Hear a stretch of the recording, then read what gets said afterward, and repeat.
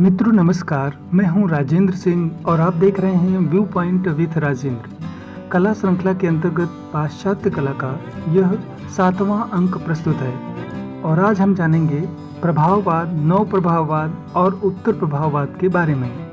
मित्रों, अगर आपने अभी तक इस चैनल को सब्सक्राइब नहीं किया है तो वीडियो देखने से पहले सब्सक्राइब करने के साथ बेल आइकन के बटन को ज़रूर दबा दें, जिससे आने वाली महत्वपूर्ण परीक्षा उपयोगी वीडियो की सूचना आपको मिलती रहे। तो फिर आइए जानते हैं पाश्चात्य कला के अंतर्गत प्रभाववाद, नव प्रभाववाद और उत्तर प्रभाववाद के बारे में। आधुनिक चित्रकला का प्रधान केंद्र फ्रांस था। आधुनिक चित्रकला का जन्म 19वीं सदी में प्रभाववाद से हुआ।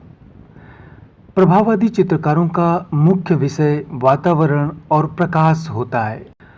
एडवर्ड माने द्वारा शुरू की गई शैली, जिसमें छाया प्रकाश के स्थान पर रंगों का प्रयोग करके गोलाई एवं स्थूलत्व का एहसास कराया गया, उसे परंपरावादी समीक्षकों ने प्रभाववाद कहा। एडवर्ड माने का जन्म 23 जनवरी 1832 ईस्वी को फ्रांस की राजधानी पेरिस में हुआ था और उनकी मृत्यु 30 अप्रैल 1883 ईस्वी को हुई। क्लॉड माने के अन्य प्रसिद्ध चित्र इस प्रकार हैं: तृण पर भोजन, बांसुरी वाला, ओलंपिया, स्पेनिश गिटार वादक, माता पिता, तोते वाली स्त्री, नाव की सवारी, अच्छी बियर, जॉर्ज मूर का व्यक्ति चित्र, एमिल जोला, शराबी, फोली बर्जर का मदिरा गृह, यह उनका अंतिम चित्र था। एडवर्ड माने यथार्थवाद व प्रभाववाद के बीच की कड़ी थे। प्रभाववादियों में सबसे प्रभाववादी कलाकार थे क्लॉड मोने। क्लॉड मोने का जन्म 14 नवंबर 1840 ईस्वी को फ्रांस में हुआ और इनकी मृत्यु 5 दिसंबर 1926 ईस्वी को हुई। 1872 ईस्वी में क्लॉड मोने ने चित्र सूर्योदय के प्रभाव से प्रभाववाद का उदय हुआ। मोने को पेंटर ऑफ सीरीज कहा जाता है। क्लॉड मोने के प्रसिद्ध चित्र इस प्रकार हैं: सूर्योदय का प्रभाव, सूखी घास का ढेर, रूइन का गिरजाघर, चिनार का वृक्ष, बगीचे में महिलाएं, वाटर लिली, कामिल का व्यक्ति चित्र, कुमुदनी के फूल आदि। क्लॉड मोने देलाक्रा, माने और टर्नर के चित्रों से प्रभावित थे। मोने ने पेरिस, लंदन व वेनिस के शहरी दृश्यों को चित्रित किया है, किंतु मैदानी, नदी किनारों, उपवनों के दृश्य उनके प्रिय विषय थे। मोने ने लंदन की टेम्स नदी के 37 चित्र बनाए हैं। फ्रेंच मूर्तिकार रोंदा ने द किस नामक संगमरमर की मूर्ति निर्मित की। यह वर्तमान में म्यूसी राडिन संग्रहालय पेरिस में है। द थिंकर नामक कांस्य प्रतिमा को रोंदा ने बनाया था। द वॉकिंग मैन नामक कांस्य प्रतिमा को भी रोंदा ने बनाया। महिला प्रभाववादी कलाकारों में मैरी कैसेट का नाम प्रसिद्ध है। देगा एक ऐसे चित्रकार थे जो प्रभाववाद से सहमत नहीं थे। देगा ने पेस्टल रंगों से बैले नर्तकियों का चित्रण किया। देगा की प्रमुख कलाकृतियां इस प्रकार हैं: आफ्टर द बाथ, माने का व्यक्ति चित्र, जलपान गृह की गायिकाएं, रूई का बाजार, डांस एट द बार आदि। देगा ने बलेरिना व लिटिल 14 ईयर ओल्ड डांसर की मूर्ति भी बनाई। रेनवार ने छाया प्रकाश व वातावरण के प्रभाव को विशुद्ध रंगों के धब्बों में अंकित करने की पद्धति को आरंभ किया। रेनवार की प्रमुख कलाकृतियां हैं: जल पर्यटकों का भोजन, मादाम सारपातीय व उनकी पुत्रियां, बुगीवाल का नृत्य, स्नान मग्ना युवतियां, पियानो पर 2 लड़कियां, झूला आदि। प्रभाववादी चित्रकार लोत्रेक ने चित्रों को विज्ञापन में प्रयुक्त किया था। लोत्रेक लिथोग्राफिक पोस्टरों के लिए विख्यात हैं। लोत्रेक के प्रमुख चित्र इस प्रकार हैं: मुलरुंज, मैंने यह देखा, रुए द मुल, सर्कस फर्नादो, पेरिस के बगीचे में जॉन अवरिल। लोत्रेक ने मदिरा गृहों, नाटक गृहों व सर्कस आदि के दृश्यों का यथार्थ चित्रण किया। जापानी छाप चित्रण का भी लोथरेक पर बहुत गहरा प्रभाव पड़ा। नव प्रभाववाद। जॉर्ज सोरा। जॉर्ज सोरा को नव प्रभाववाद का जनक माना जाता है। जॉर्ज सोरा का जन्म 1859 में पेरिस में हुआ था।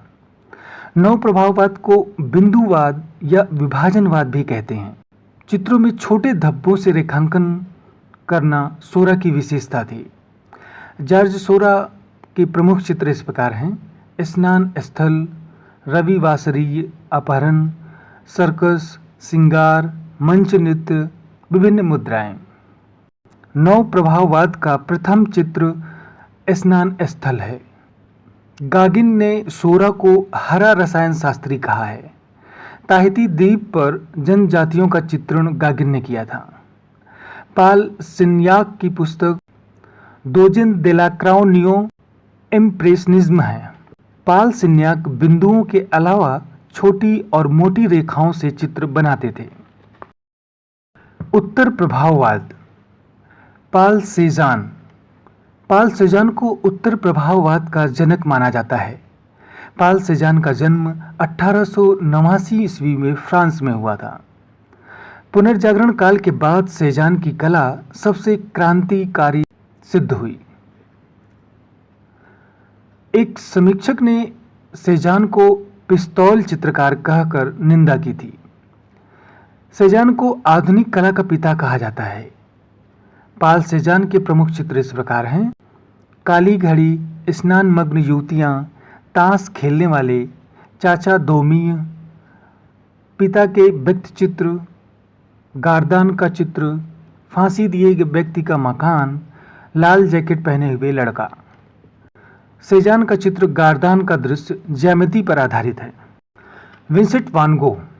विंसेंट वान गो का जन्म 1853 ईस्वी में हॉलैंड में हुआ था। वान गो मानवीय जीवन के सत्य के दर्शन को ही कला मानते थे। वान गो कोयले या क्रेयॉन से रेखांकन करते व भूरे, काले एवं गहरे रंगों का अधिक प्रयोग करते थे। वान गो का जीवन एक दुखी जीवन की आदर्श कहानी थी।